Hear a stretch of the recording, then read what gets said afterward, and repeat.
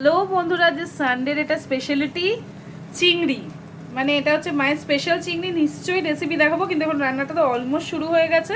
তাই সানডের যে আজকের দিনের ব্লগটা করছি, মানে চেষ্টা করছি তো অফকোর্স করা, একটু ইয়ামি করার। তো তারপরে এই চিংড়ি মাছটার মতন আপনি এক হাঁড়ি ভাত খেয়ে নেবেন।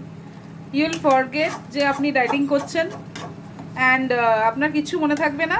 এটা অসাধারণ খেতে লাগে। কিছুই না, চিংড়িগুলোকে নুন হলুদ মাখিয়ে রেখে দিয়েছিলাম। হ্যাঁ, তারপর তেলে একটু ভেজে নিলাম, আর পুরো সর্ষে দিলাম 3-4 চামচে সর্ষে বাটা, আর ওর মধ্যে জিরে ভাজা গুঁড়ো দিয়ে, কাঁচা লঙ্কা দিয়ে, আর একটু যখন শুকিয়ে যাবে তেল দিয়ে এটা শুকিয়ে তুলে দেবো। ব্যাস।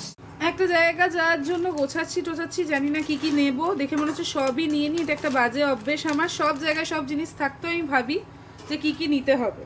তো এই র্যাকটা খুব সুন্দর বন্ধুরা, এটা মা এনেছে। আমি তো একটা ডিরেক্ট পছন্দ করছিলাম, স্ট্রেট। এতে আপনারা সব কিছু দেখতে পারবেন।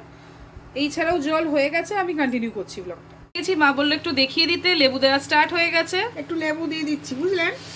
এইটা অসাধারণ খেতে হয়। হ্যাঁ, 2 কোয়া কি 3 কোয়া লেবুর রস দিয়ে দেবেন।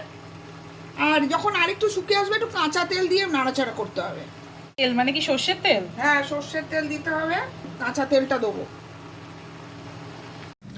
দেখুন শুকিয়ে গেছে। এবার একটু 1 চামচের মতন আমি একটু লঙ্কা গুঁড়ো দিয়ে দিলাম। আর এবারে আমি একটু, অনেকটা শুকিয়ে গেছে, একটু কাঁচা তেল দিয়ে দেবো। এই 2 চামচের মতন কাঁচা তেল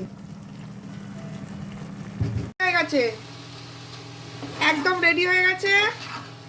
এটা হচ্ছে, এই দেখুন এই দেখুন এই দেখুন চিংড়ি মাছের টেক্সচার দেখেছেন?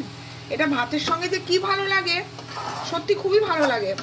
এটা ইজি গো, একটা চট জলদি ঘাঁটা চিংড়ি।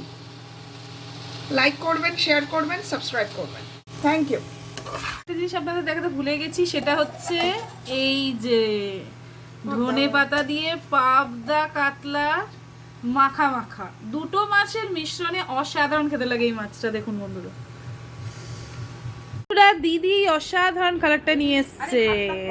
99-এ 3, দারুন কালার। ये 3 নম্বর কালার। কলকাতা বাজারে সেল দেখে আমি পাগল হয়ে গেছি। এটা হচ্ছে সেকেন্ড কালার।